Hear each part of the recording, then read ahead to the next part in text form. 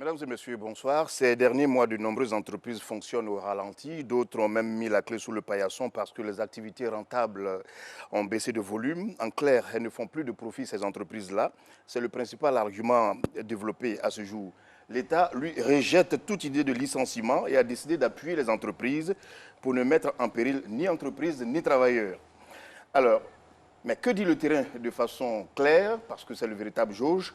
Des entreprises continuent de licencier, mais elles précisent tout de suite, nous n'avons jusqu'à présent reçu aucun appui. Voilà le contexte du moment et que nous allons apprécier avec nos invités. Et pour le faire, nous avons appelé 4 personnes très proches de ce dossier pour échanger. D'abord, Madame Bintou Koulibaly, bonsoir. Bonsoir, Monsieur Fofana. Vous êtes directeur général du travail au ministère de l'Emploi et de la Protection sociale. C'est bien cela. Ensuite, Monsieur Maramao, bonsoir. Bonsoir. Vous êtes le président de la commission emploi et relations sociales à la Confédération générale des entreprises de Côte d'Ivoire. C'est bien ça. Et puis nous avons M. Mamadou Soro, bonsoir. Bonsoir, monsieur. Secrétaire général de la centrale syndicale Humanisme. Et enfin, M. Daoudaba, bonsoir. Bonjour. Sociologue et spécialiste des questions de management et de leadership des organisations. En tout cas, merci à vous d'être venu sur ce plateau pour nous expliquer ce que nous soupçonnons un peu, quelques difficultés pour les entreprises, quelques difficultés pour les travailleurs, des difficultés aussi pour l'État, bien entendu. Alors, je voudrais commencer par cela. Est-ce que nous sommes tous déjà d'accord que les entreprises ont des difficultés? Qui veut commencer? Je voudrais commencer par vous, M. Marmao. Oui, les entreprises ont effectivement des difficultés qui sont inhérentes à la crise que nous traversons, qui est un cas, si on peut juridiquement l'y assimiler, un cas de force majeure, parce que c'est quand même une crise à laquelle nous ne nous attendions pas, et surtout dans l'ampleur aujourd'hui qu'elle représente pour les économies et les entreprises que nous avons la responsabilité de gérer. Les entreprises ont des problèmes parce que vous n'êtes pas suffisamment bien préparé ou bien vous n'avez pas senti la chose venir? Alors, à l'échelon mondial, je ne crois pas qu'il y ait une entreprise qui ait été préparée à ce choc. Par contre, dans le mode de gestion que nous avons toujours des plans de continuité à l'activité qui intègrent des situations de crise que nous pouvons traverser, mais pas de cette ampleur et pas avec une telle, j'allais dire, soudaineté. C'est des choses que nous voyons venir, c'est des choses que nous prévoyons, puisqu'il y a des spécialistes qui travaillent sur ces questions-là. Mais dans le cas de cette crise, l'ampleur et la soudaineté ont été telles que la réaction que nous avons eue ne nous a pas permis, j'allais dire, de faire face immédiatement aux premières ripostes, de sorte que les premières conséquences qui en ont découlé nous ont conduits dans la situation où nous sommes aujourd'hui. J'ai envie de dire, vous avez fait des simulations. Vous avez pensé à quoi entre-temps, avant que cela n'arrive? Alors, généralement, les simulations qu'on fait, c'est sur des crises qui peuvent, disons, dont la survenance peut être appréciée ou prévue. Il y a des personnes dont c'est l'activité qui travaillent sur ces choses-là et qui nous préviennent. Alors que dans ce cas-là, ça a commencé en Chine. On a pensé que c'est quelque chose qui allait se circonscrire dans cette zone-là ou dans cette nation-là. Et puis malheureusement, très rapidement, c'est à l'échelle mondiale que la crise s'est développée, de sorte qu'aujourd'hui, nous encore sommes assez loin, j'allais dire, des conséquences telles qu'elles sont vécues dans certains pays, mais nous la vivons quand même, j'allais dire, avec une certaine acuité. Monsieur Daoudaba, vous pensez aujourd'hui que les entreprises sont vraiment en difficulté, ou bien, je n'ai pas envie d'aller jusqu'à dire que c'est une vue de l'esprit, vous pensez que les entreprises sont véritablement en difficulté, ou bien pour vous c'est une évidence? De toute évidence, je pense que les entreprises sont vraiment en difficulté et à 2 niveaux. Premièrement, avant la crise de la Covid, nos entreprises étaient déjà en difficulté et suffisamment fragilisées. Les problèmes, on les connaît d'un point de vue sociologique. On sait bien que nos entreprises avaient des problèmes d'adéquation formation-emploi. Ils avaient des travailleurs qui n'étaient pas trop adaptés au poste, donc ça les déstabilisait. Deuxièmement, au sein de l'entreprise même, on a vécu des problèmes de mauvaise gouvernance. Et ça, ce n'est pas fait pour aider une entreprise. Et puis enfin, des problèmes ordinaires de déséquilibre budgétaire, de trésorerie, mais surtout, la pression fiscale. Les entreprises en ont suffisamment souffert avant la Covid. Et enfin, il y a des difficultés d'accès au marché public pour les PME. Ça, c'est un problème central. Maintenant, la Covid arrive. Ça aggrave la situation. Donc, la situation s'est totalement exacerbée. Et il y a des indicateurs, des indices précis qui nous permettent de voir que les entreprises, nos organisations publiques, privées et parapubliques sont en difficulté. D'un point de vue de leurs ressources humaines, il y a un déséquilibre. D'un point de vue de leurs ressources financières, il y a un déséquilibre. D'un point de vue de leurs ressources matérielles, il y a un déséquilibre. Plus les dépenses inattendues qui sont arrivées incidemment et qui ne sont pas budgétisées, d'autant que l'État fait actuellement ce qu'on appelle les budgets programmes. Alors, je suis quand même obligé de poser la question. Les points que vous venez de citer, à votre avis, ces points auraient été réglés que la Covid n'aurait pas ébranlé les entreprises? Non, ces problèmes-là, ont été aggravés, bien entendu. Ont été aggravés par la Covid, mais existaient. La question, c'est une question de prévention. Est-ce que nous prenons des dispositions pour qu'en cas d'une crise, quelle qu'elle soit, puisqu'on a connu des crises, hein, on a connu le sida, on a connu Ebola, aujourd'hui c'est la Covid. Alors les leçons qu'on a apprises de ces crises-là devraient nous permettre quand même, par rapport à ces indicateurs précis, aux ressources humaines, aux ressources financières, aux ressources matérielles, de prendre des dispositions pour qu'on évite cela. Et visiblement, ces dispositions n'ont pas été prises, Mme Koulibaly. Les entreprises sont en difficulté. Oui, les entreprises ont de véritables soucis. Oui, tout à fait. De par notre mission de service public, nous sommes sur le terrain, aux côtés des entreprises et des travailleurs, et nous avons constaté de véritables difficultés dans un bon nombre d'entreprises. Les entreprises ont du mal, pour un grand nombre d'entre elles, à maintenir leur activité. Certaines procèdent à des suspensions d'activité qui ont des répercussions immédiates sur leurs salariés, qui se retrouvent souvent au chômage. Et à titre d'exemple, je voudrais vous dire que pour l'année 2019, nos données administratives nous permettaient de voir que moins de 5 000 travailleurs avaient été mis en chômage technique pour toute l'année 2019. Mais depuis le 16 mars 2020 jusqu'à fin avril 2020, nous avons pu constater que plus de 20 000 travailleurs avaient été mis en chômage technique. C'est pour vous dire l'importance de cette crise et la nécessité de trouver des solutions pour essayer de résoudre les situations difficiles qui se trouvent sur le terrain. Mais toutes les entreprises disent exactement la même chose, nous ne sommes pas préparés. Vous les accusez de quelque chose? Non, absolument pas. Cette crise est importante, elle est mondiale, elle a été brutale, elle a été forte. Donc les entreprises n'étaient pas forcément préparées. Il s'agit pour nous maintenant de trouver des solutions pour essayer de construire la résilience face à cette crise qui, nous l'espérons, va cesser sous peu. Monsieur Soro Mamadou, vous imaginez que la question que je vais vous poser, il y a une autre qui va la suivre automatiquement. Est-ce que le syndicaliste aujourd'hui pense véritablement que les entreprises, ce n'est pas un peu leur faute d'être dans cette situation au-delà de la Covid? Ce que nous devons noter, c'est que c'est une crise subite et une crise sanitaire. Mais cette crise sanitaire, vu le mécanisme de propagation de la maladie, cela a mis en déroute le système de distribution. Et en même temps, cela a entraîné que les États se rétractent, prennent des isolements pour pouvoir contenir cette maladie.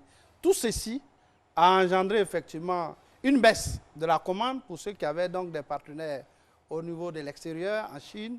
Vous savez qu'une bonne partie de nos industriels exportent vers la Chine. Deuxièmement, il y a aussi une baisse, une annulation de certaines commandes.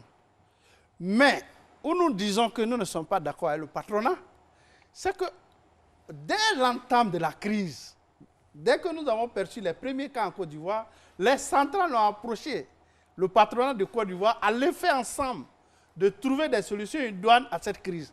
Et nous nous sommes retrouvés, et ces réunions ont abouti le 25 mars 2020 à un accord volontairement qui est signé par les deux parties pour donner une méthodologie d'action à l'intérieur des entreprises qui auraient des difficultés. Un, on devait donc se retrouver dans un cadre de dialogue social à l'intérieur des entreprises.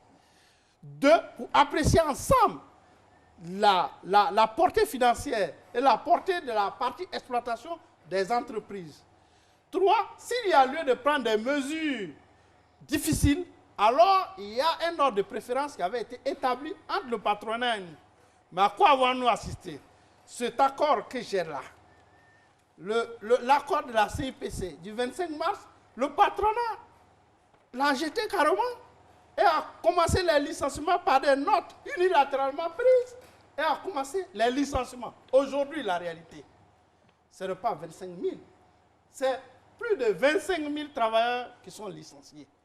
L'administration de Côte d'Ivoire, du fait que les licenciements, ils n'ont pas l'obligation de prendre langue avec l'administration de Côte d'Ivoire, les licenciements des travailleurs non protégés n'est pas comptabilisé par l'administration de Côte d'Ivoire. Deux, vous voyez que les mesures que nous avons prises pour contenir la maladie, qui sont des mesures salvatrices, a entraîné dans le secteur informel plus de 1 800 000 d'unités de production informelles qui ont été mises aux arrêts. Donc, à ce niveau, on a près de 1 200 000 personnes qui étaient sans emploi, sans revenus. Et c'est pourquoi vous allez assister dans les différentes enquêtes et études, vous allez voir qu'il y a eu effectivement un abaissement du niveau de revenus de près de 71% des ménages de Côte d'Ivoire. Et sur les 71%, nous avons 90% qui est pour le secteur privé. Et sur les 90% du secteur privé, environ 80% pour le secteur informel. Donc, pour vous dire que la reprise, c'est pourquoi dès le 1er mai 2020, Humanis a proposé qu'on aille à la reprise progressive des activités pour que ce gros compartiment puisse effectivement s'oxygéner.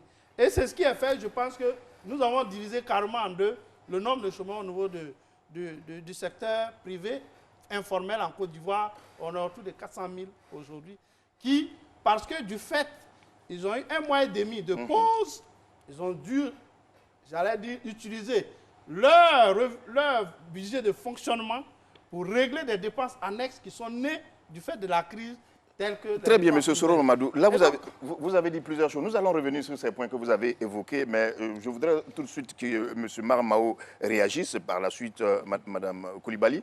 M. Maramao, ce qui est dit clairement, c'est que, comme des entreprises opportunistes, vous avez licencié. Alors, je vais d'abord... Alors que vous ne devriez pas. Je vais d'abord rectifier deux choses. La rencontre qu'il y a eu pour que nous nous entendions sur ce qu'il fallait faire en cadre de riposte par rapport à la Covid n'a pas été initiée par les centrales syndicales, mais c'est à la suite d'un courrier que nous a adressé Monsieur le ministre pour nous demander quelles sont les solutions, quelles sont les idées que nous avions dans le sens de nous prémunir contre les conséquences. Quand vous dites Monsieur le ministre, c'est le ministre de l'Emploi et de la Protection sociale. Donc je parle sous le contrôle de Mme Coulibaly. À cet effet, donc, nous sommes réunis à la maison de l'entreprise, à la CEGESI. À l'issue de ces concertations et de ces rencontres, effectivement, il y a eu un protocole. Sauf qu'avant que ce protocole soit signé et validé entre nous et remis entre les mains de la tutelle administrative, les réactions, j'allais dire, des chefs d'entreprise s'étaient déjà mises en marche. Donc, c'était avant la prise du protocole. Et lorsque le protocole a été pris, il n'interdisait pas aux chefs d'entreprise d'utiliser l'arsenal juridique, légal qui existe dans le Code, mais on leur demandait de l'utiliser dans un sens qui parte des mesures les plus douces aux mesures qui sont, disons, les plus désavantageuses pour le travailleur. Vous ne pouvez pas dire ça comme cela, qu'on ne peut pas utiliser l'arsenal juridique qui existe. Quand ça existe, c'est pour que ce soit utilisé. Mais justement, l'arsenal existe et c'est cet arsenal-là qu'il fallait, j'allais dire, utiliser pour riposter. C'est naturellement exécutoire quand ça existe, M. Maramao. C'est exactement ce qu'on a fait, sauf qu'il fallait se mettre d'accord sur l'ordre d'utilisation de cet arsenal. Parce que la réaction que pouvait avoir un chef d'entreprise, c'était ou d'aller directement au chômage technique ou au licenciement, mais nous avons recommandé qu'il commence d'abord par faire partir les travailleurs en congé anticipé, c'est-à-dire que lorsque l'agent reste chez lui à la maison, il a quand même une rémunération de remplacement qui est son allocation congé.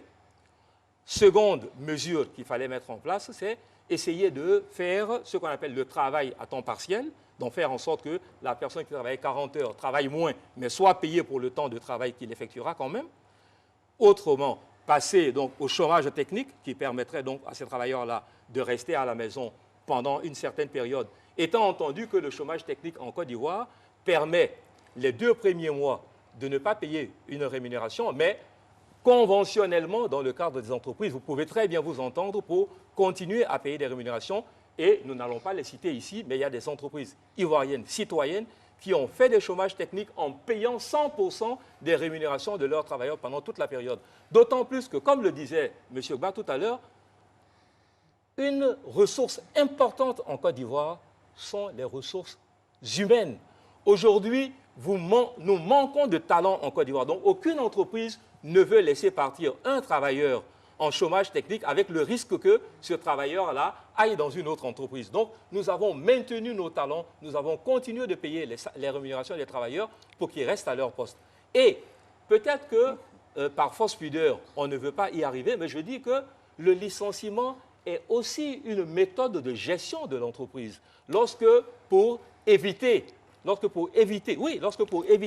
la fin de l'entreprise, il faille mettre certains travailleurs les licencier pour sauver l'entreprise, le temps donc de pouvoir sortir de la crise. D'autant plus que lorsqu'on fait un licenciement pour motif économique, pendant 2 années, les travailleurs qui ont été licenciés bénéficient d'une priorité de rembauche. Donc, en fait, c'est... Oui, absolument, personne n'a envie d'être licencié. Quoi que vous dites par la suite, personne n'a envie d'être licencié.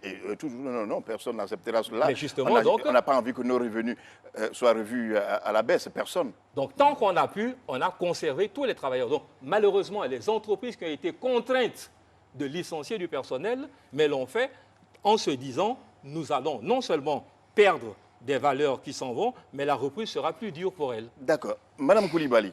Monsieur Fofana. Alors, très clairement, des personnes ont été licenciées. Oui, tout à fait. Toute la démonstration de M. Marmao nous a fait comprendre que des personnes ont été licenciées tout le temps, alors que le souhait de tout le monde, à commencer par l'autorité, c'était que personne ne soit licencié.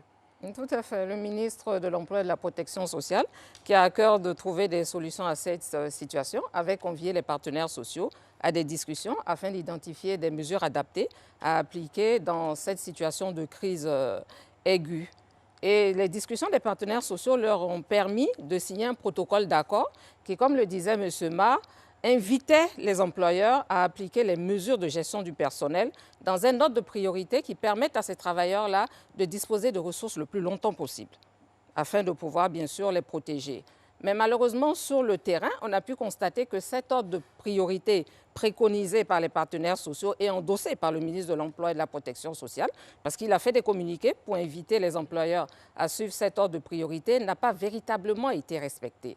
C'est-à-dire qu'au lieu du congé anticipé ou du travail à temps partiel qui permet aux travailleurs de disposer de ressources, on a pu constater que les employeurs sont directement allés au chômage technique qui, selon notre dispositif actuel, dans les premiers mois, n'oblige pas l'employeur à verser quelque chose aux travailleurs. Donc les travailleurs, pour un grand nombre d'entre eux, se sont trouvés en situation de vulnérabilité et certains même ont été licenciés. Donc face à cette problématique, vous pensez bien que l'État a ouvert des discussions avec les partenaires sociaux et les discussions se poursuivent d'ailleurs parce que nous avons sur la table un projet d'ordonnance qui devrait pouvoir proposer des solutions pour régler cette question-là, la question du licenciement et bien d'autres questions. J'ai envie de dire simplement que la solution la meilleure serait de ne même pas licencier, de ne laisser partir personne. Certainement que c'est la meilleure solution. Oui. Mais dans notre dispositif légal actuel, l'employeur est autorisé à licencier. Mais seulement nous nous trouvons dans une situation de crise assez aiguë. Et le Premier ministre lui-même avait dit au cours de la cérémonie du 1er mai qu'il serait bon que pour cette période de crise aiguë, qu'il n'y ait pas de licenciement. Et c'est sur les instructions de M. le Premier ministre qu'un projet d'ordonnance a été élaboré et qui est actuellement à l'étude afin que de façon consensuelle, on puisse s'accorder sur des règles qui nous permettent d'éviter de mettre les travailleurs dans des situations de vulnérabilité assez importantes. Monsieur Daoudaba, vous avez écouté, mais on a l'impression que les arguments qui ont été avancés tout à l'heure par M. Marmao ne sont pas suffisants pour licencier. C'est votre avis? Écoute, moi, je vais prendre l'œil du sociologue.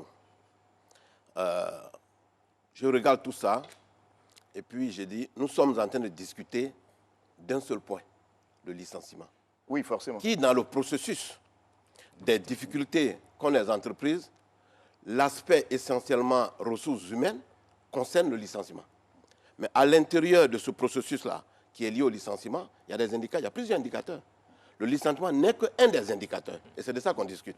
Si on prend cet indicateur licenciement, mettons-le à côté. Il y a d'autres indicateurs avant le licenciement. C'est-à-dire que naturellement, les entreprises ont été déstabilisées à cause de la Covid-19. D'abord, par les maladies. Les gens étaient malades naturellement. Donc, il y a des agents qui sont morts. Donc, qui ont disparu de la carte. Donc, du coup, c'est plus fort que le licenciement. Ça. Ce n'est pas le fait des hommes. Il y a le stress permanent que les gens ont, qui dérange le travailleur lui-même et qui le rend fragile, vulnérable également, et qui pèse sur sa famille. Et puis, il y a maintenant le chômage technique. C'est un phénomène qu'on a connu dans le processus également. Et puis, on arrive au licenciement. En temps normal, lorsqu'on n'est pas dans un cas de pandémie, un collaborateur, lorsqu'il a des difficultés dans l'entreprise, il y a des mécanismes, avertissement, mise à pied, etc., etc. Et puis on arrive au licenciement. Mais là, on est au licenciement. J'estime que si on ne peut vivre sans nuit en la matière, il faut nuire le moins possible. Alors, M. Daoudaba, devrait-on, oui ou non, licencier dans la situation dans laquelle nous sommes? Si on ne peut vivre sans nuit, il faut nuire le moins possible. Devrait-on licencier, oui ou non? Ça veut dire que, en situation pareille, on doit licencier si on n'a pas le choix. On doit licencier si on n'a pas le choix. Alors, c'était ça la pensée de ma question. Avait-on le choix de garder toutes ces personnes ou les licencier? Ça dépend des effectifs des entreprises. Écoutez, on a nos entreprises, il faut faire des purges. Moi, je dis souvent que nos entreprises fonctionnent avec des ressources humaines capables, d'autres moyennement capables et d'autres qui ne sont pas capables. Et on a des conflits permanents. Parce que les gens, cachant leur incapacité, ils se catégorisent. Il y a des inclus, des gens qui sont bien dans l'entreprise. Il y a des perclus, des gens qui ne sont ni bien ni mal. Et puis il y a des exclus, des gens qui sont tout en train de se plaindre. Donc, quand on regarde ce tableau-là, moi je dis que dans nos entreprises, il faut les percevoir comme un arbre. Pour que l'arbre puisse bien croître, il faut tailler les branches mortes. D'accord. M. Soro Mamadou, pour revenir exactement à la situation du licenciement, parce qu'on en parle fortement, parce que c'est ce qui préoccupe et les entreprises, et l'autorité, et les travailleurs. Vous n'étiez pas d'accord tout à l'heure avec ce qui est... Je ne le suis pas. Parce que, à vous écouter, on a l'impression que vous êtes en train de dire que M. Marmaro, ce qu'il a dit, il y avait autre solution. Je ne suis pas d'accord même, parce que vous voyez... Mais M. Soro, il y avait vraiment plus de solutions pour les entreprises. Vous voyez, le sociologue donne des théories qui donnent la chair de poule. Non. Avant de rentrer dans une entreprise en Côte d'Ivoire, il y a la discussion du contrat de travail. Et on regarde tes qualifications et par rapport au poste, tu es recruté dans l'entreprise. Ce n'est pas après le recrutement qu'on va dire que tous les travailleurs de Côte d'Ivoire sont nuls, médiocres et qu'ils ne produisent pas de la qualité dans la sous-région. Quel est le pays qui a le plus de cadres bien formés? C'est la Côte d'Ivoire. Je n'accepterai pas ici qu'on vienne dire que l'État de Côte d'Ivoire forme mal ses cadres et que ses fils qui ont soutenu le développement de la Côte d'Ivoire depuis 1960 et qui tient la Côte d'Ivoire pour le premier pays de l'Afrique de l'Ouest, francophone, monétaire, CFA, qu'on me dit ce soir sur un plateau que ces travailleurs sont médiocres. Non, c'est faux. Il ne faut pas l'admettre et l'accepter. 2, il a dit un mot révélateur. Il a dit qu'il faut faire des purges. Vous avez vu ce mot nazi. C'est justement l'environnement qui paye. Est-ce que ce n'est pas, votre mot qui est plus fort, celui que vous avez utilisé? C'est lui qui l'a utilisé, ce n'est pas moi. Non, le dernier que vous avez utilisé, que je n'ai pas envie de répéter, semble plus fort. Il a parlé de purge, vous avez parlé de... C'est là-bas on a connu ce mot. D'un système... C'est là-bas on a connu ce mot. Allez-y, allez-y. Et donc c'est là-bas. C'est là. Parce que le patronat utilise l'environnement du Covid pour régler des comptes. Et c'est ce qui est dangereux. Il y a des entreprises. La société Anango, de plantation d'ananas sur la route de Dabou, au début du Covid, a fait un licenciement pour motif économique. Une semaine après, on recrute de nouveaux travailleurs. C'est ça le motif économique. Non, je n'ai pas le droit de remettre en cause, de mettre en doute ce que vous dites, mais je n'ai pas ces éléments sous les yeux. Mais ce que je voudrais dire... C'est parce que le cadre juridique en Côte d'Ivoire ne répondait pas à la situation exceptionnelle qu'on a vécue, qu'on vit, que le ministre de l'Emploi et de la Production nous a invités à nous rencontrer pour trouver des solutions. Mais entre le patronat et nous, qui est le plus fort? C'est eux. Et volontairement, on allait signer cet accord. Non. Mais alors, je voudrais poser une question pour que nous puissions avancer sur ce sujet. Vous aurez le temps de répondre. Il faut qu'on lise. Oui, mais avant de lire cela, M. Soro, Lorsque vous avez une entreprise, il y a baisse de trésorerie, de commandes, de ventes, de perte d'exploitation. Il y a tout cela. On n'a aucune possibilité de faire entrer. Je vous remercie, j'allais venir là. Oui, mais je vous pose la question tout de même. Quand les Je travailleurs voudrais donc aident, anticiper. quand vous n'avez pas toutes ces possibilités de faire entrer de l'argent, qu'est-ce que vous faites? Monsieur Lassiné, quand les travailleurs Oui. aident un employeur pendant des années à avoir des bénéfices, à partager des dividendes à leurs associés, quand il y a une crise nationale, c'est à ce moment le devoir de solidarité et le devoir de notre humanité s'oppose à nous. Ce ne sont pas des situations particulières liées à l'entreprise. Elles sont nationales. Et le gouvernement, déjà avec le discours du président de la République, le 21, et du Premier ministre, le 31, avait montré les signes. De quoi est-ce qu'on parle? On parle de ce que vous avez commencé par dire vous-même, parce que je vous ai entendu dire que la crise était subite, elle était violente, elle a surpris tout le monde. Personne n'était... Vous l'avez dit. Oui. Je le reconnais. Oui, en le disant, est-ce que vous n'êtes pas en train de dire que les entreprises ont quand même une porte de sortie? Non, je suis loin de là. D'accord. Je suis loin de là. Alors, De là à utiliser des termes de ce genre, non, je suis loin de là.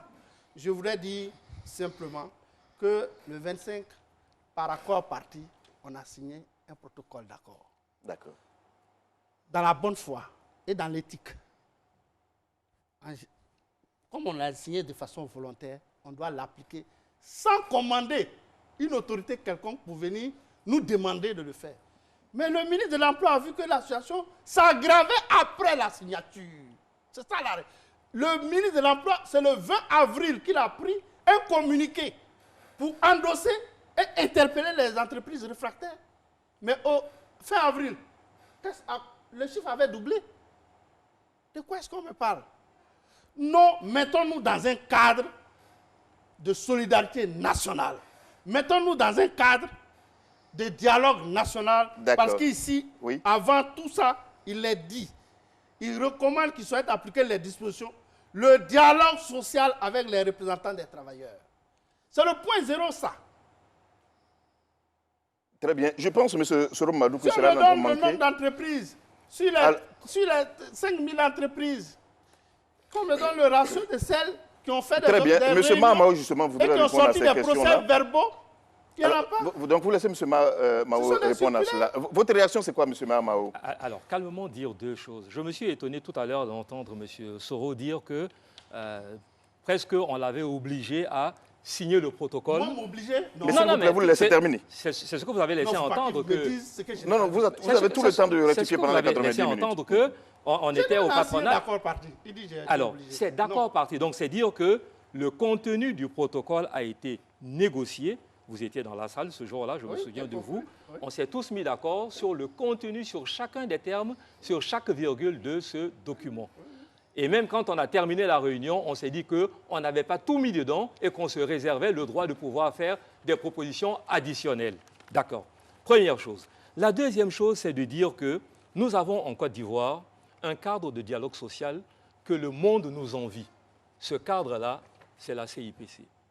Commission indépendante, permanente de concertation. C'est-à-dire que chaque fois qu'il y a un problème, chaque fois qu'il y a une situation en Côte d'Ivoire, avant même que l'État nous interpelle, nous nous donnons le droit, les représentants des travailleurs et les représentants des employeurs, de nous asseoir et de voir quelles sont les propositions que nous pouvons déjà faire à l'État pour voir dans quelle mesure nous pouvons participer donc, à l'élaboration du texte qui va permettre de gérer la situation. C'est dans ce cadre-là que, lorsque Monsieur le ministre nous a interpellés pour nous dire que pensez-vous, d'ailleurs c'était ça le contenu de sa lettre, pensez-vous que le contenu de la législature ivoirienne aujourd'hui nous permet donc de faire face à la situation? Nous lui avons répondu que oui, et nous avons apporté quelques amendements. Je prends le premier. L'article 25.5 dit que pour aller en congé, il faut solliciter l'accord de l'agent 15 jours avant. Face à la situation d'urgence dans laquelle nous sommes en discussion pour que ce délai-là soit ramené à une simple négociation entre le travailleur et son employeur.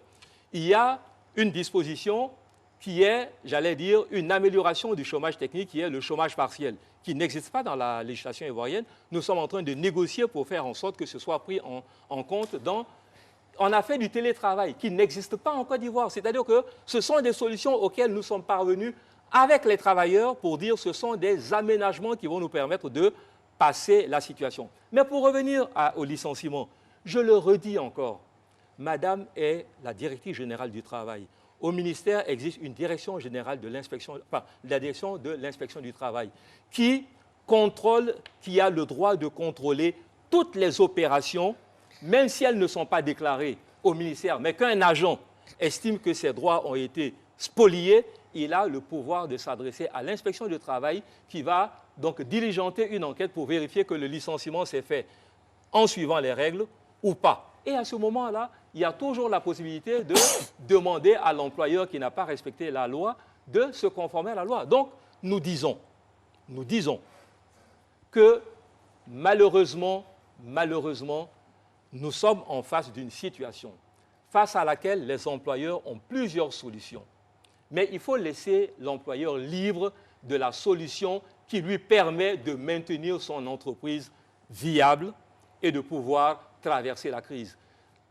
Oui, mais cela, en le disant, j'ai envie de vous dire qu'il faut laisser les syndicalistes libres de vous interpeller sur le fait que Absolument. Mais oui. Absolument. Oui, donc il faut pouvoir... on n'a jamais... Et je vous dis que la CIPC est un cadre où oui, on est totalement d'accord là-dessus. On s'exprime librement. Ce n'est pas la CICP qui pose problème, c'est l'application de ce que vous avez décidé ensemble, visiblement. L'application de ce que nous avons décidé, ce ne sont que des recommandations. C'est-à-dire que nous disons aux employeurs, voici ce que nous vous suggérons comme mesure à appliquer pour libre à eux d'appliquer ou bien ne pas le faire. Exactement. Ne pas le faire. Ne pas le faire. Mais nous leur disons, si vous voulez rester, dans le cadre d'entreprises citoyennes, d'entreprises qui prennent leurs responsabilités dans le cadre de la solidarité nationale qu'on attend de nous, voilà ce que nous vous suggérons. Alors, Madame Koulibaly, vous avez écouté M. Soro, vous avez écouté M. Marmao.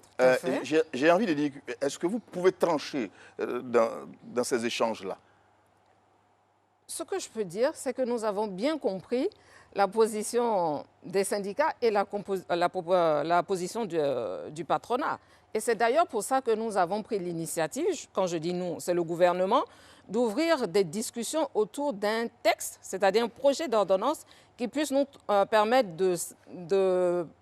d'identifier, on va dire, des solutions intermédiaires entre ce que souhaitent les travailleurs et ce à quoi sont résolus à aller les employeurs. Donc les discussions en cours actuellement. Comme on l'a dit, notre dispositif national, le Code du travail, nous donne des solutions pour nous permettre de faire face à la situation, mais ces solutions ont pour certaines besoin d'être plus adaptées. Il s'agit bien sûr du congé. Pour l'adaptation, il faut travailler sur les délais. Il y a le travail à temps partiel qui est un peu rude parce qu'il faut une modification du contrat de travail. Donc ce que nous proposons, c'est le chômage partiel qui est plus léger. Il y a aussi, bien sûr, la disposition... Mais naturellement, vous avez constaté que les entreprises sont allées au-delà. Bien sûr, c'est ce qui, d'ailleurs, a amené le gouvernement à ouvrir les échanges sur une modification de certaines dispositions du Code du travail le temps de la pandémie, puisqu'ils se sont accordés sur un ordre de priorité pour permettre aux travailleurs de pouvoir mieux vivre la situation en ayant quelques ressources. Mais on a constaté que sur le terrain, bon nombre d'entreprises, il faut le dire clairement, sont directement allées vers des solutions qui mettent les travailleurs en grande difficulté. Non seulement sont allées au licenciement, mais certaines entreprises... Au chômage technique même, on parle beaucoup de licenciements économiques. Licencient et recrutent par la même occasion. M. Soro l'a dit. Bon, vous avez ces informations? Pour le moment, nos services ne nous ont pas fait de remontée exactement là-dessus, mais les syndicats décrivent ces situations-là et nous sommes en train de travailler à identifier ces solutions. Que ce plateau vous permettra de prendre ce dossier en main. Tout à fait. Et nous y travaillons constamment. Nous y travaillons constamment. Ce que je voulais dire, c'est qu'on parle beaucoup de licenciement économique parce qu'il ne s'agit pas de licenciement pour faute. Dans ce cas de figure, on parle de licenciement économique, des gens qui sont licenciés parce que l'entreprise se trouvera en difficulté. Mais il ne faut pas omettre aussi la situation du grand nombre de travailleurs qui se retrouvent en chômage technique. C'est-à-dire ce sont des travailleurs qui sont en grande vulnérabilité et pour lesquels l'État nous sommes en train de relever. A pris des dispositions et l'État propose des solutions sur lesquelles je pense qu'on pourra revenir. Une question rapide avant de continuer. Qu'est-ce qui est menacé? C'est le travail ou c'est l'emploi qui est menacé? L'emploi fait partie du travail. Qu'est-ce qui est menacé? Quand l'un est menacé, l'autre est automatiquement, non? Oui, le travail est plus englobant. Le travail regroupe tous les aspects de l'activité de production des biens et services.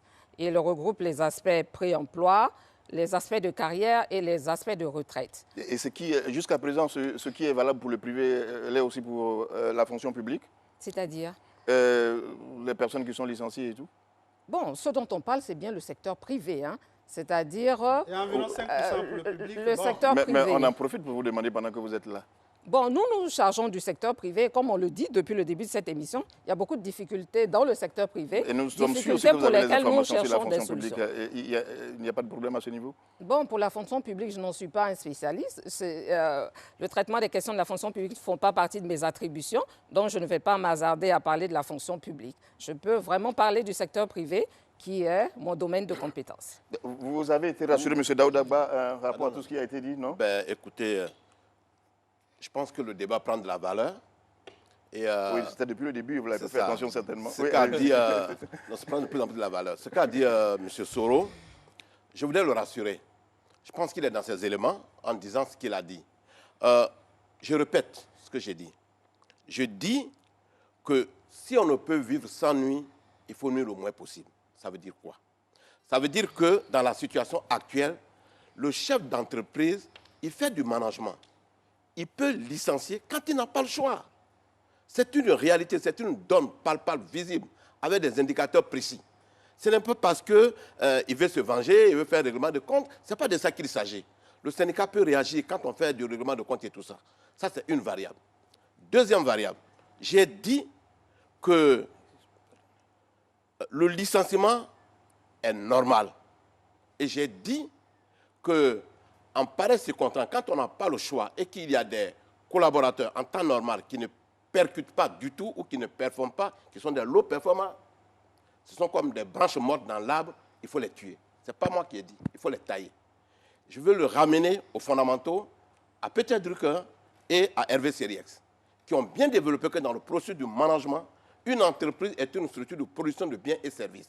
Et l'entreprise n'est pas forcément philanthrope. Elle est là pour produire et faire des bénéfices.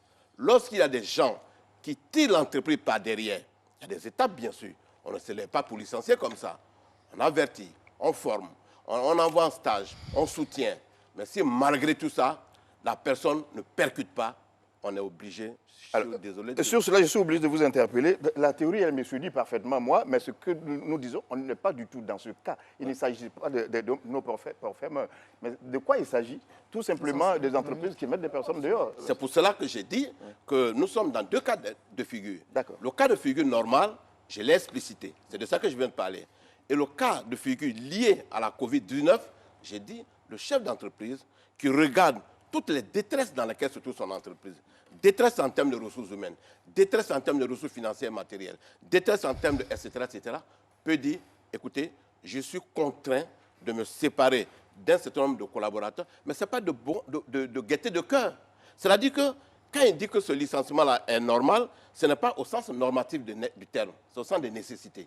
Au sens normatif, ça veut dire que le chef d'entreprise dit, moi, c'est un plaisir pour moi de licencier des gens, je suis content, je règle mes comptes. Mais quand c'est au sens des nécessités, ça veut dire, je n'ai pas le choix. D'accord. Monsieur Soro Mamadou, était-il possible de faire autrement? Est-ce que les entreprises ne se sont pas retrouvées dans une situation où elles devaient se séparer de certaines personnes? Oui, mais merci beaucoup. Bon, je pense que comme vous avez un peu situé le cadre de notre échange, c'est vraiment les licenciements dans la période du Covid. Ce n'est pas la gestion ordinaire d'une entreprise de façon normale. Bon, non, ce n'est pas de ça qu'il s'agit. Oui, il y a les comités d'audit interne qui permettent de savoir qui est performant, qui n'est pas performant, qui est en deçà des résultats qu'on attendait de lui. Non, il ne s'agit pas de ça. Il s'agit ici d'une planification de certains chefs d'entreprise qui veulent profiter de la situation du Covid pour réduire leurs effectifs, pour bonifier leurs dividendes. Et nous disons que par rapport à la situation que nous vivons actuellement, hier, pendant plus de 10 ans, vous avez partagé les dividendes à vos associés. Aujourd'hui, la solidarité nationale vous impose de faire un geste à l'intention des travailleurs. Et c'est ce que nous disons. Deuxième élément, le gouvernement qui a pris acte, qui a pris conscience très tôt de cette situation grave, a mis en place des fonds et a commencé dès mars à échanger avec le patronat. Les centrales n'étaient pas là pour asseoir le dispositif d'accompagnement du secteur privé. C'est avec eux. Toute cette stratégie a été planifiée jusqu'à ce qu'on est arrivé à la création des fonds d'appui. Pourquoi sont-ils si pressés? Pourquoi alors leur empressement n'est pas dans la rédaction et de la gestion rapide de ces fonds? C'est pourquoi moi, en tant que centrale, comme eux-mêmes ils ont participé à la mobilisation des ressources de ces fonds, Humanis allait aussi faire un don pour participer à la mobilisation de ces ressources. Ma personne en tant qu'individu allait aussi faire une contribution. Donc nous voulons appeler à la bonne volonté de tous pour constituer ces fonds et demander au patronat, conformément aux accords consciemment acquis, nous avons tout le temps pour de le respecter. Deux, le ministre de l'Emploi, le 20 avril, a endossé ce protocole d'accord. Trois, dans l'administration, et ils sont là, le patron le sait, la parole du patron vaut décision.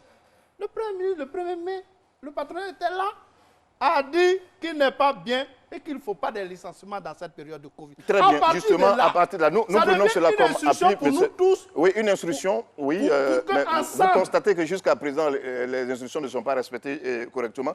Mais non, je reviendrai à vous tout à l'heure. Monsieur Mahamao, vous le constatez, nous allons écouter tout à l'heure le Premier ministre parce que M. Soro est en train de nous dire très clairement que l'instinct de licenciement était trop fort dans les entreprises, alors que le Premier ministre, justement, que nous allons écouter, était en train de demander aux entreprises de ne pas licencier parce que vous serez appuyé par l'État de Côte d'Ivoire. Au titre des mesures de soutien aux entreprises, à court terme, elles visent à maintenir l'activité économique, à soulager leur trésorerie et à préserver l'emploi. À cet égard, le gouvernement prendra les dispositions ci-après. Suspendre les contrôles fiscaux pour une période de 3 mois. Reporter de 3 mois le paiement des taxes forfaitaires pour les petits commerçants et artisans, notamment les maquis, les restaurants, les boîtes de nuit, les bars, les cinémas et les lieux de spectacle. Différer pour une période de 3 mois le paiement des impôts, taxes et versements assimilés dus à l'État, ainsi que des charges sociales du fait des difficultés de trésorerie des entreprises. Réduire de 25% la patente transport.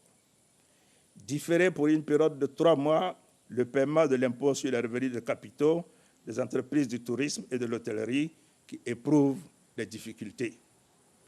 Exonérer les droits et taxes de porte sur les équipements de santé, matériel et autres intrants sanitaires entrant dans le cadre de la lutte contre le Covid-19. Annuler les pénalités de retard dans le cadre de l'exécution des marchés et commandes publiques avec l'État et ses démembrements durant la période de crise. Rembourser les crédits de TVA sous un délai de 2 semaines grâce à un allègement des contrôles a priori et le renforcement des contrôles a posteriori.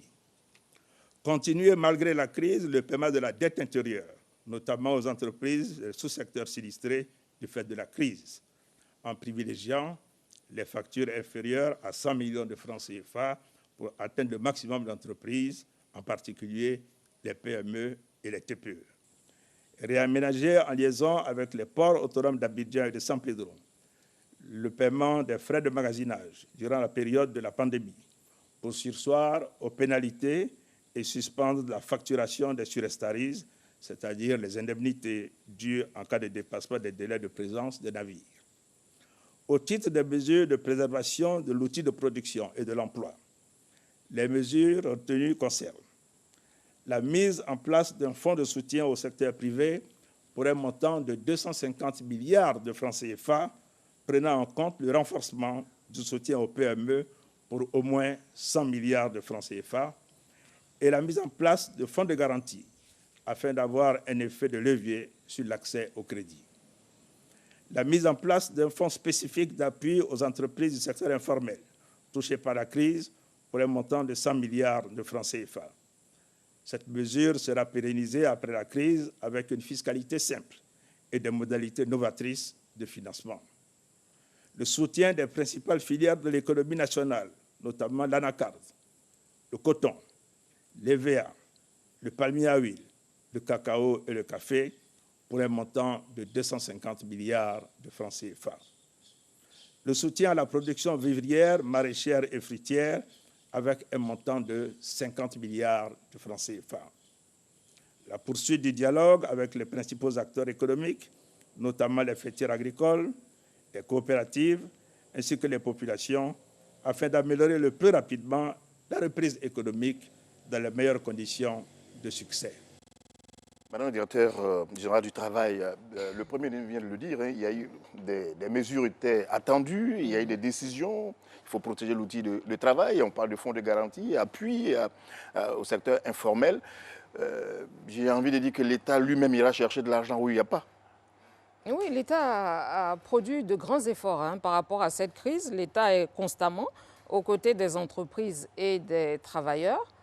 Au cours de la présentation du plan de soutien économique, social et humanitaire que le Premier ministre vient de faire, il y a eu de grandes annonces. L'État a vraiment agi dans le sens de préserver la trésorerie des entreprises et l'État a surtout mis en place de très nombreux fonds pour accompagner les entreprises, maintenir l'activité et les préparer à la relance de l'activité.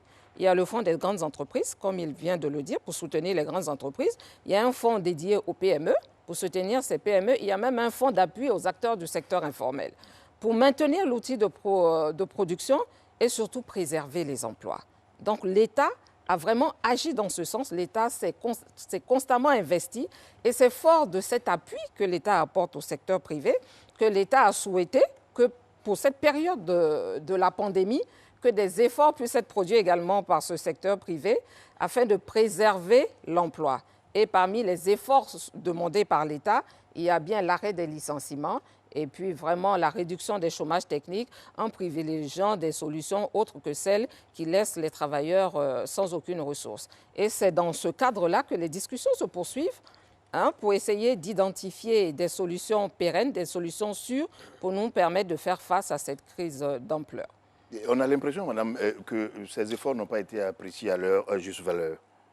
Je pense que si, ces efforts sont appréciés. Dans les différents comités de gestion de ces fonds, le patronat y est, pour ce qui est du fonds dédié aux PME, pour ce qui est du fonds dédié aux grandes entreprises, la CGECI y est. Donc ces efforts sont connus, ces efforts sont su. C'est ensemble que les différents critères d'accession à ces fonds ont été identifiés. Le patronat, je pense, apprécie ces efforts-là. Il y a des subventions qui sont accordées à certains types d'entités et il y a des prêts à des taux très réduits qui sont affectés à des entreprises qui le souhaitent afin de leur permettre d'évoluer, de maintenir l'activité économique et de préserver les emplois. Donc je pense que c'est de concert que tout ça a été mis en place. L'État a fait de gros efforts, les partenaires participent à ce travail-là et sont conscients des efforts qui sont produits par l'État. Et je pense bien qu'ils l'apprécient. N'avez-vous pas connaissance de certaines entreprises qui continuent de grogner pour dire non? Bon, on a eu des échos. Certaines entreprises auraient préféré des subventions au lieu de prêts. Mais comme on le dit, l'État fait ce qu'il peut. Et il faut reconnaître qu'à la faveur de cette crise, l'État a fait énormément. L'État a essayé d'appuyer tous les acteurs, aussi bien les entreprises que les travailleurs eux-mêmes. Monsieur Marmao, l'appui de l'État, vous en avez bénéficié, vous les entreprises? Alors, comme disait Mme Koulibaly tout à l'heure, la CGECI est membre du comité de gestion du Fonds pour les grandes entreprises et a un poste d'observateur dans le comité de gestion du Fonds pour les petites et moyennes entreprises.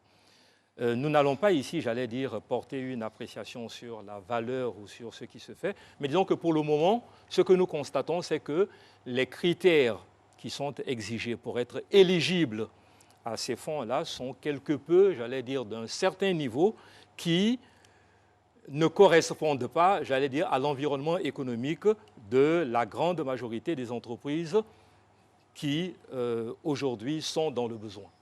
Vous avez esquivé ma question. La question était celle-là. Est-ce que certaines entreprises ne vous ont pas dit très nettement, nous n'avons pas reçu ces appuis, ce n'est pas arrivé à notre niveau? Ouais, moi, je vous dis brutalement, comme nous entendons et tout. Oui. Mais c'est parce que, comme je le dis, les critères...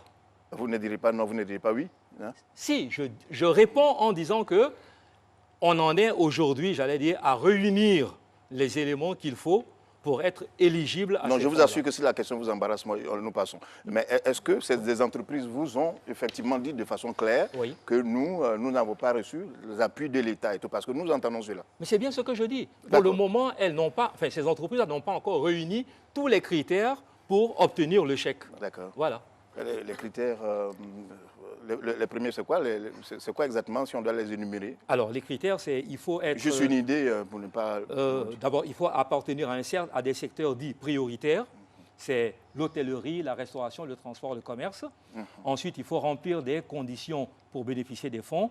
Être une entreprise dont les activités ont été négativement impactées par la Covid-19, donc avoir subi une perte réelle de chiffre d'affaires entre mars 2020 et la date de demande supérieure à 30%. Donc, en fait, il y a un certain nombre de critères qu'il faut J'ai envie de dire réunir que pour tous être les secteurs dedans. sont donc concernés. Tous les secteurs sont concernés. Oui, Mme Koulibaly. Je veux dire que tous les secteurs sont concernés. Il y a certes des secteurs prioritaires, mais tous les secteurs sont concernés. Et ce qu'il faut retenir surtout, c'est qu'il y a des comités de gestion qui ont été mis en place. Oui. Et le patronat est membre de ces comités de C'est gestion. bien ce que je dis. Donc, c'est-à-dire que c'est ensemble que tout ça a été défini et que tout ça est opérationnalisé actuellement. Les phases transitoires sont en cours et des cabinets sont en train d'approfondir le dispositif pour que l'après-phase transitoire se passe dans des conditions encore meilleures. Mais ma question ne disait pas le contraire. Ma question disait tout simplement, disons nettement ce qui se passe pour que l'État de Côte d'Ivoire qui suit cette émission puisse régler ce qu'il faut. Mais en fait, Je le fais pour vous. En fait, critères, on les va Koulibaly me identifier rejoint ensemble. en disant qu'on est en train de peaufiner les critères pour rendre l'opération... Pour finir les critères. Oui, M. Soro. Oui, non, il faut saluer le plan du gouvernement parce que c'est un plan bien architecturé. Parce que j'ai fait mes recherches et j'ai noté que ce plan a été issu d'études préalablement faites par le gouvernement via le Centre ivoirien de la recherche pour l'économie et le social, avec aussi des éléments du PNUD via l'Institut national de la statistique. Donc ce sont des plans bien architecturés. Simplement ce que nous voulons dire, c'est pourquoi le 15 avril, j'avais attiré l'attention de l'opinion. Parce que cela faisait un mois après. Il fallait qu'effectivement, les appuis sociaux qui ont été déclarés arrivent effectivement aux populations, eux, aux intéressés. Et donc, pour nous, effectivement, c'est la semaine dernière, il y a 6 ou 7 jours, que les premiers appuis sont arrivés aux travailleurs sinistrés. Où 600 millions, effectivement, ont été distribués à 749 travailleurs. Donc, on doit demander à l'État d'accélérer ce processus. Parce que vous savez que chaque jour, les besoins essentiels n'attendent pas. Il faut les résoudre au quotidien.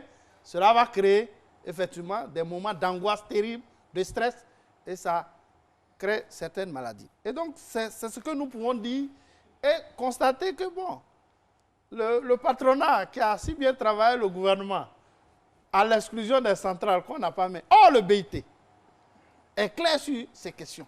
Tout ce qui va toucher au monde du travail, il faut associer la troisième partie, qui est les représentants des travailleurs, les centrales syndicales. Vous voyez, quand ils sont à deux, le patronat nous oublie. Mais après, on vient... Y a-t-il une raison à cela? Il y a des explications? Vous avez des explications? Oui, oui, je sais. Mais bon, je compte sur l'État et sur le patronat pour que ça se passe bien. Pourquoi? Vous avez des explications, c'est cela? Quand les centrales n'auront pas la preuve que certaines entreprises ont été soutenues, comment alors on s'adresse à ces entreprises pour qu'effectivement les travailleurs qui ont été indûment licenciés reprennent le travail dans ces entreprises? Donc vous voyez, par souci de transparence, si nous étions, toutes les entreprises qui auront bénéficié de ces appuis pour reprendre l'activité méritent de pouvoir rappeler les travailleurs qu'ils ont indûment licenciés. Parce qu'ils savaient qu'il y a un process qui a été mis en place, ils devaient attendre. Et ils devaient accélérer leur processus de remplissage de leur dossier.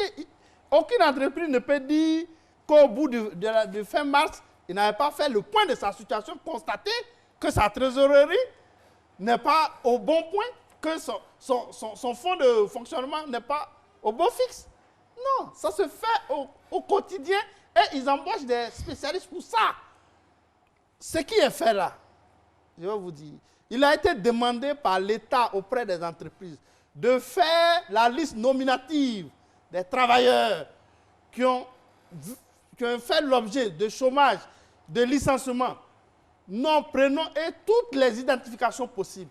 Le patronat a estimé que la fiche était trop bien fournie, qu'il fallait enlever certains détails. Tout cela pour retarder le processus d'appui direct aux travailleurs.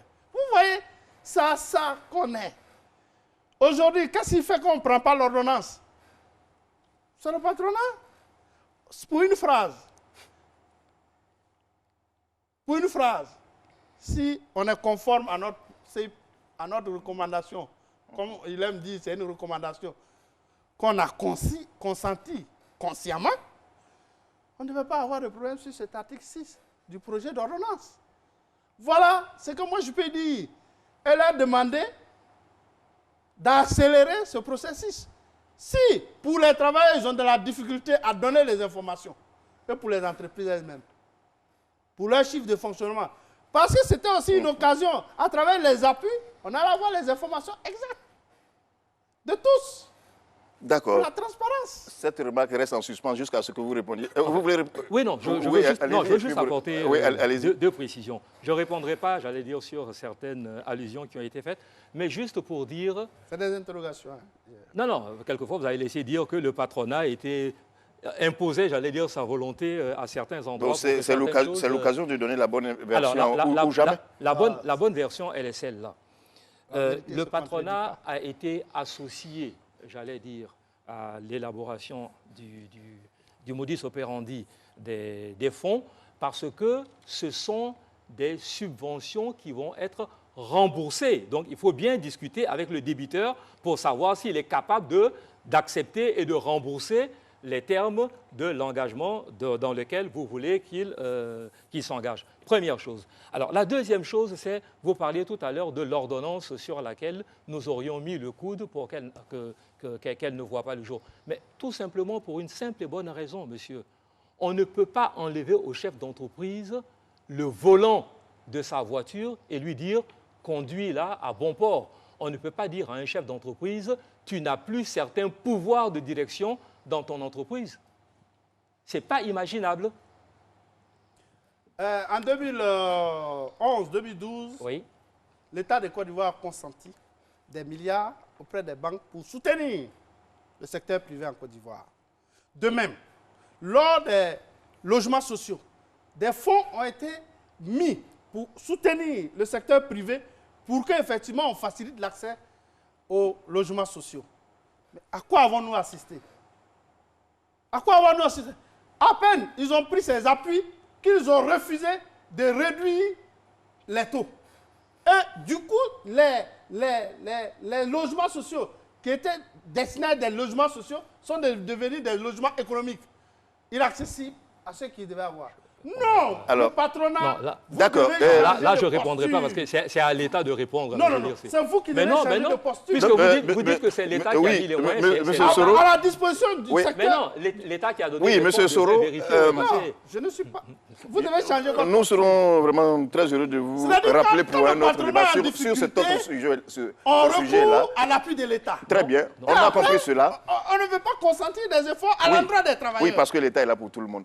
Oui, on a compris cela. Monsieur Daoudagba, qu'est-ce que cela vous inspire, ce qui vient d'être dit? Merci que beaucoup. Vous avez entendu. Merci. Sur l'appui de l'État. Oui, sur l'appui de l'État, je pense que je prends l'œil de la société civile. Hein. Qu'est-ce qui se passe dans la société? Qu'est-ce qu'on entend? Qu'est-ce qu'on écoute? D'abord, dans l'environnement de l'appui de l'État, il y a trop de chiffres qui circulent. Donc, pour le commun des mortels, avec le taux de pauvreté, quand les gens entendent les prix de milliards, là, ils sont troublés. Premièrement, 95 milliards pour la riposte sanitaire, 1700 milliards pour le soutien, l'impact économique et humanitaire aux entreprises, 4000 milliards pour l'après-Covid avec le secteur minier qu'on va développer, etc. etc. Bon, ça fait déjà beaucoup de milliards dans l'environnement. L'État dit, ça sera mon appui monétaire. Ensuite, il y a le problème de la répartition de cet appui. On nous dit 250 milliards pour les PME. Très bien. 100 milliards pour le secteur informel. Seulement 600 millions viennent d'être décaissés. On nous dit également 250 milliards pour le secteur de l'agriculture et puis 50 milliards pour les cultures maraîchères, vivraient, etc., etc. Et puis enfin, 170 milliards pour l'allocation de chômage, c'est-à-dire tout ce qui est solidarité. Très bien. La question, est-ce que ces fonds-là, parce qu'il faut une analyse au niveau de ces fonds, est-ce que ces fonds, premièrement, vont arriver comme il faut aux destinataires? Deuxièmement, quels sont les critères qui ont été mis en place? Troisièmement, est-ce qu'il y a des entreprises actuellement, PME, PMI, TPE, ou secteur informel tout simplement, qui concrètement ont reçu des fonds ou n'ont pas reçu ou qui se plaignent? Ce qui nous est donné de constater, c'est que les critères pour les fonds qui vont être donnés sous forme de prêts, évidemment, c'est comme une banque, hein. Il y a des critères remplis. Parce que tu as BAL 1, BAL 2 qui contrôle tout ce qui est transparent dans tout ça et puis le remboursement. Donc ça, c'est bon. Maintenant, en ce qui concerne les PME, il y a des critères également pour que les PME aient accès à ces fonds. Mais à côté de ça, il y a le secteur informel puis il y a les TPE. Bon, est-ce qu'il y a des parties qui vont être données en dons simples ou bien tout sera remboursable après par les entreprises? Ça, c'est la première interrogation.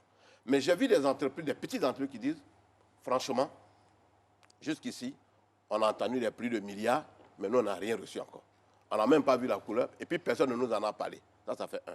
Deuxièmement, sur le site qu'on a créé, on a mis les conditionnalités pour avoir accès. Il y a des PME ou des secteurs informels qui ont lu toutes ces conditionnalités. Donc, c'est trop lourd. Trop de papiers à fournir. C'est épuisant, c'est difficile. Donc, les gens ont abandonné.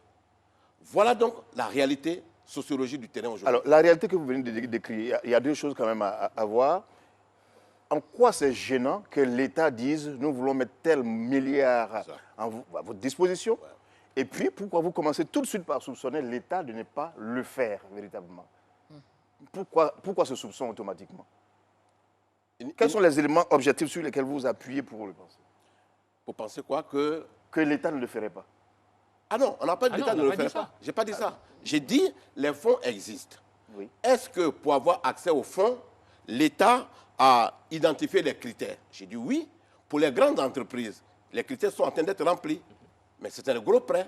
Il faut respecter tout ce que BAL 1, BAL 2, BAL 3 a dit. Deuxièmement, en ce qui concerne les très petites entreprises, il va y avoir des dons. Il va y avoir aussi également des prêts pour les PME. Mais ces prêts-là, pour avoir accès, il y a des dossiers à remplir. Absolument. Quand tu vois sur le site que tu regardes, certaines PME ou certains informels, ils disent, franchement, c'est trop lourd, c'est trop long à remplir, je préfère m'asseoir. Alors, cette question, oui, là, je suis obligé de m'adresser à Mme Coulibaly. Votre réaction par rapport à ce qui vient d'être dit par M. Ba? Bien, ce sont des fonds qui ont été mis à disposition pour pouvoir appuyer les entreprises. Et comme je le dis, pour chaque fonds, il y a des comités de gestion qui sont mis en place. Des comités de gestion dans lesquels vous allez trouver plusieurs ministères, des structures spécialisées et même les acteurs. Puisque pour les grandes entreprises, vous avez la CGECI, pour les PME, vous avez la FIPME, et puis pour le secteur informel, vous avez quand même des structures qui relèvent de ce domaine-là. Et c'est ensemble que ces comités ont travaillé à mettre en place des critères qui sont utilisés actuellement pour des phases transitoires qui permettent de soulager ceux vers qui ces fonds-là sont orientés. Ensuite, un travail, je crois, plus approfondi est en train d'être fait par des cabinets d'études pour la poursuite de ces processus-là. Bon, on me dit que les critères sont beaucoup trop nombreux. Ce sont des critères qui ont été identifiés collégialement et sont des critères qui donnent toutes les garanties, puisque comme on l'a annoncé, le Premier ministre l'a annoncé, tous ces fonds vont faire l'objet d'audits. Donc il faut que ce soit un travail sérieux et un travail structuré. Et c'est par rapport à cela que ces conditionnalités ont été mises en place. Et ce n'est pas des conditionnalités décidées par l'État seul. C'est un travail d'ensemble qui a été fait, avec les représentants de tous ceux qui doivent venir obtenir ces différents fonds. Donc c'est pour ça que moi j'estime que ce sont des choses collégiales qui sont faites et on ne peut pas aujourd'hui se mettre dans la posture pour dire l'État a imposé trop de conditionnalités, ce qui fait que les différentes cibles ne peuvent pas avoir accès au financement. Il faut déclencher l'action. Alors nous allons aborder les 15 dernières minutes. Et l'action est déclenchée parce que les phases transitoires sont en cours. Très bien, nous allons aborder les 15 dernières minutes de cette émission. Non, bien sûr que vous allez parler, vous allez parler. Ouais. Et la question principale que nous posons est celle-là. Est-ce qu'on peut transformer cette crise-là en opportunité? répondez à... Oui, vous avez quelque chose à dire. Dites-le et puis après vous répondez à la question. Oui, allez-y tout de suite.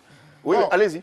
Oui, c'était pour dire que c'est une occasion pour tous de savoir que travailler dans l'informel, c'est certes un travail, mais il y a des moments qu'on utilise à la faveur des crises pour pouvoir rentrer dans des situations formelles. Ce qui est demandé, je ne suis pas membre du comité, mais je suis tout, en tant que syndicaliste. Ce qui est demandé, c'est souvent des éléments qui vont faire en sorte que l'entreprise va rentrer dans le formel. Et c'est pourquoi elles sont hésitantes. Sinon, ce n'est pas qu'il y a une tonne de milliards de conditionnalités. Mais à un moment donné, il va falloir te prononcer sur ton personnel et les identifier. Mais ils savent que c'est vrai de déclarer le personnel alors qu'ils n'appliquent pas le SMIG. Demain, une enquête va leur démontrer que vous n'avez pas appliqué le SMIG. On n'est pas prêt. Les centrales syndicales soutiennent tous ces éléments et il faudrait qu'ils les fournissent. Pour les toutes petites entreprises, un dispositif est mis dans les communes en vue de leur recensement. Donc, celles-ci doivent aller dans les communes, dans les mairies, pour se faire identifier, recenser à partir d'un certain nombre d'éléments, des patates, etc. Mais quand on veut être entrepreneur, remplissons toutes les conditions et faisons en sorte que nos travailleurs soient des travailleurs motivés parce qu'ils sont dans le formel. Très bien, votre point de vue a été entendu sur la question. Donc maintenant, la dernière question, certainement, pour le dernier tour de table. Oui, on reviendra à vous, M. Daoud Dagba. Peut-on transformer aujourd'hui cette crise-là en opportunité? Sûrement, très Oui, sûrement. nous reviendrons. Et je pense que les situations de crise sont des moments d'intense réflexion pour nous. Et c'est ça la force de l'espèce humaine. Et donc, pour nous, c'est pourquoi nous n'avons pas hésité. Dès que la crise a éclaté, vous avez vu... C'est surtout comment? Oui, vous avez vu qu'on était sur 4 chantiers. Le premier chantier, c'est la lutte contre le Covid. On a engagé des activités pour que effectivement le dialogue social soit. Contrairement à ce qu'il dit, nous n'étions pas impliqués dans le dialogue social. Et le 1er mai, le Premier ministre a bien voulu organiser cette réunion tripartite pour Alors, M. Soro... Deuxième élément, nous oui. avons soutenu les travailleurs. Oui, Permettez. Oui, bien sûr, c'est pour ça qu'on vous a C'est pour appelé. chuter. Mais, vous allez comprendre ma répondez... démarche pour chuter. Alors, donc on vous suit pas. Voilà. Totalement. Et donc, nous avons soutenu les travailleurs Oui. à hauteur d'environ 10 millions pour les mesures barrières. D'accord. Pourquoi? Parce que nous étions conscients que cette crise sanitaire, il va falloir à un moment donné, vu la maladie, vu qu'on ne pouvait pas trouver effectivement les remèdes immédiatement, qu'on puisse l'inscrire au niveau des programmes de santé tels que le paludisme, tels que la tuberculose et vivre. C'est pourquoi je m'avais dit mon insistance. Il faudrait que pour cette reprise et cette relance, que les mesures barrières, nous les adoptions comme un nouveau mode de vie de chaque jour. De la même manière que je suis venu en veste, de la même manière, je dois avoir mon masque, mon cache-nez, mon cache-bouche chaque matin. De la même manière que je porte sûrement une montre, je dois prendre mon gel de 250 centilitres, je le fourre en poche. Si cela est fait, vous allez voir que progressivement, nous allons nous donner les moyens de pouvoir effectivement reprendre toute l'activité. Et pour cette reprise, en tout cas en ce qui nous concerne, c'est d'abord continuer à consolider notre système de santé. Pour cela, je propose qu'effectivement, 6 grands pôles, le nord, le centre, l'est, l'ouest, 2 au sud, on puisse étendre le laboratoire de l'Institut Pasteur. Parce qu'il faut qu'on aille à un dépistage, effectivement, de large masse. Or, il se trouve qu'on a un seul laboratoire en Côte d'Ivoire qui vraiment arrive à faire le process jusqu'à la fin. Donc, il faudrait qu'il y ait au moins 6 installés. Et ça, on doit l'inscrire dans notre programme. Deuxième élément, c'est de pouvoir effectivement faire en sorte que les appuis qui doivent être destinés effectivement aux entreprises et aux travailleurs, on puisse arriver, la population entière, toutes les composantes, arriver à mobiliser les fonds. C'était des budgets. Ce n'était pas de l'argent liquide déposé là. Donc, c'est la recherche de ces fonds pour mettre dans chaque fonds. Et c'est pourquoi chacun doit se mobiliser. les Ivoiriens, non-Ivoiriens, celui qui a 100 francs peut aller déposer auprès du ministère de l'économie, celui qui a 1000 francs peut aller déposer, etc. pour qu'effectivement on consolide ces fonds. D'accord, je vais passer... Oui, Moi j'ai 6 propositions. oui, parce que... Monsieur, je suis un représentant des travailleurs. Mais tout à fait. Voilà, c'est celui qui distribue la Laissez-moi lui parole. poser la question. Ne Sinon, m'interrompez si pas vous comme dites ça. les 6 propositions, Moi j'ai 6 propositions. les autres ne Je pourront dois pas les faire. conclure. Oui, absolument, vous le ferez. Monsieur Daoud Daba, je vous pose aussi la même question. Résumons-nous tout simplement. Vous verrez qu'on pourra réussir. Transformer la crise en opportunité, est-ce possible? Merci beaucoup, c'est possible. Avant de répondre à cette question, il y a un problème de fond qui est en suspens, qu'on n'a pas traité. C'est la gestion des fonds. Je m'excuse, mais j'ai 2 choses à observer. Il y a 2 limites quand même. Il faut qu'on comprenne ça bien pour qu'on prenne des dispositions au plan national. La première limite, c'est que les fonds là, que l'État est en train de mobiliser, mettre à disposition du Covid, la Covid est une situation particulière. Ce budget qui est mis en place n'est pas le budget de l'État.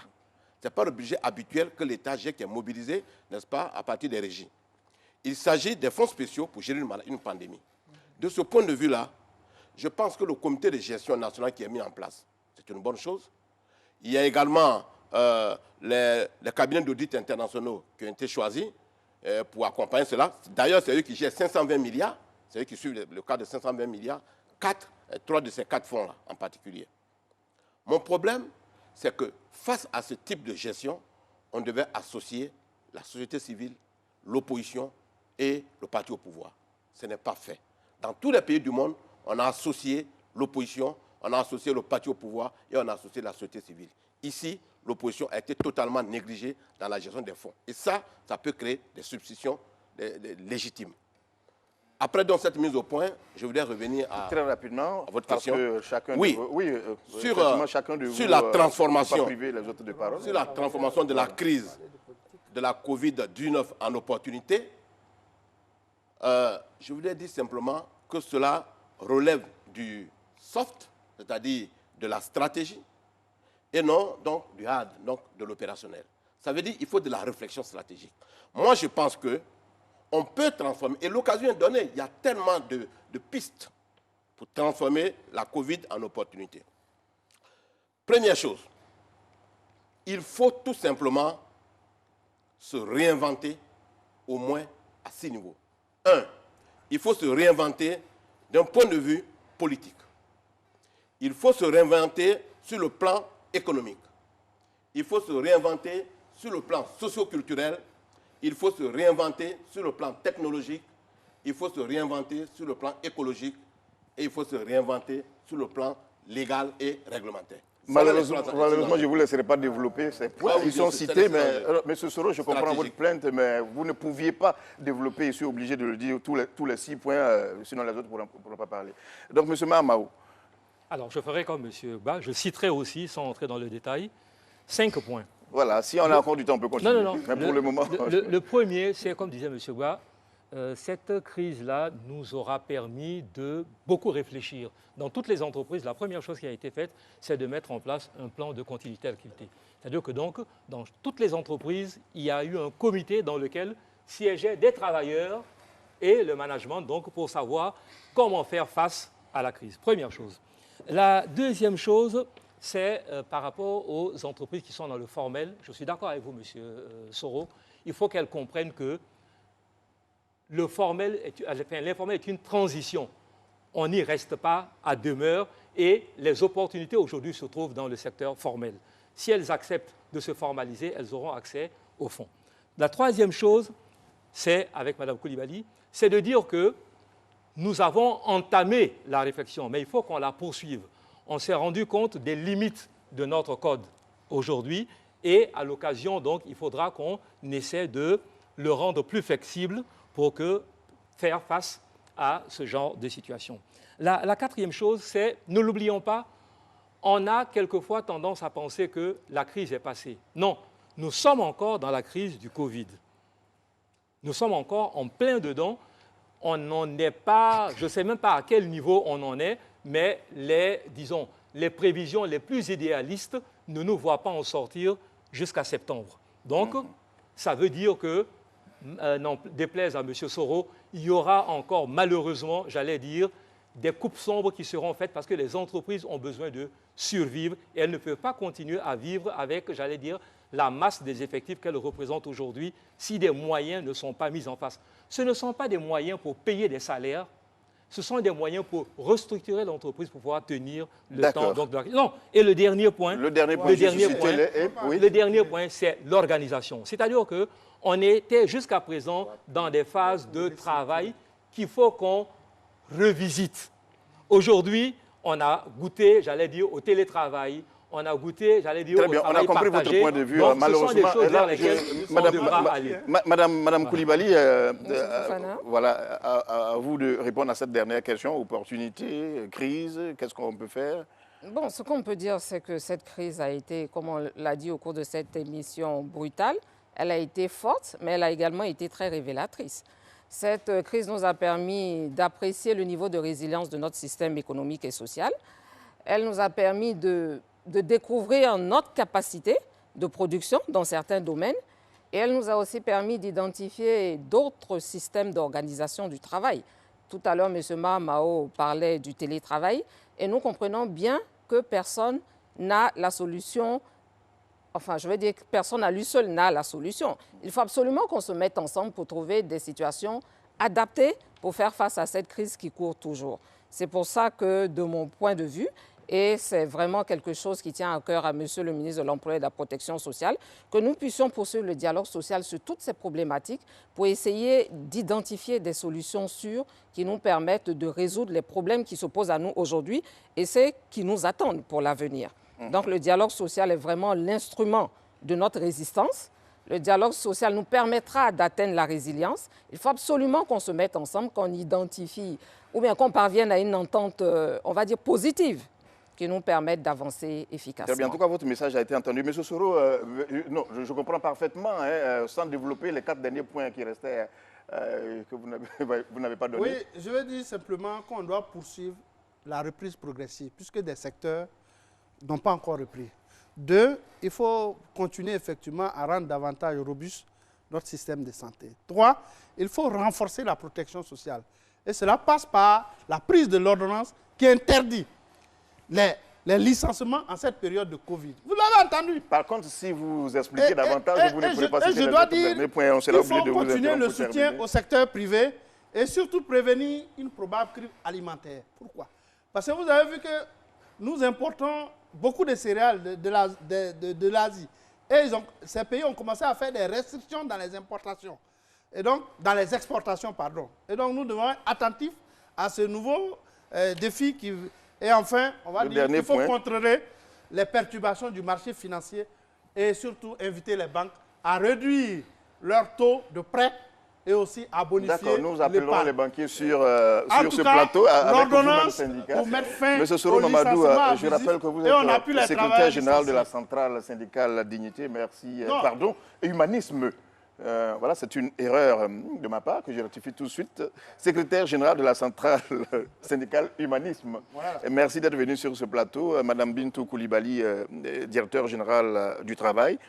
Monsieur Mar Mao, président de la commission emploi et relations sociales. Et monsieur Daouda Ba, vous êtes sociologue et spécialiste des questions de management et de leadership des organisations. En tout cas, merci à vous d'être venu sur ce plateau aujourd'hui pour nous expliquer un peu la position de l'État, la position des entreprises et la position des travailleurs. C'était le débat, c'est terminé pour ce soir. Je vous remercie de nous avoir suivis.